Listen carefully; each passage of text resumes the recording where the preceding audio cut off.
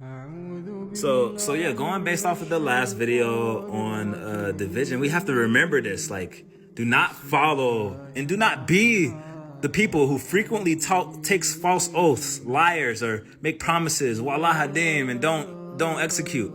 You know, like, and then or who frequently backbites the people and bears tails between them to cause division between them. Do not be that person, and do not follow those people that do that.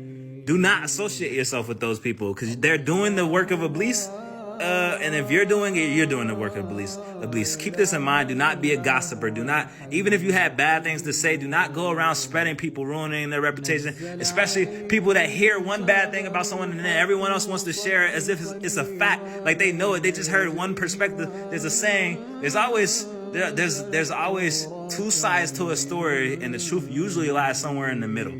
So keep this in mind. Be humble and don't do Iblis's work. This division causes war. This division causes hate towards each other. This division causes fights like between individuals, between families, between groups. Just remember, we're all one. The more you associate with that individual, that ego and your pride and your country, or your culture, or your race, the more division you're creating, the more room you have for problems and disagreements. And at the end of the day, we're all one group under Allah subhanahu wa ta'ala. We're all one creations of Allah subhanahu wa ta'ala, and we're all children of Adam and Eve. Peace be upon them.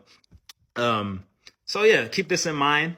And again, it is a very big haram to do this, to spread gossip, to run your mouth. Again, one of the hadiths when Prophet Muhammad, peace be upon him, was asked, what are the top things that make people go to hellfire? He responded, the mouth and the genitals. We already know what the genitals mean. So he equates the mouth being just as bad as, doing haram sexually or with the body, right?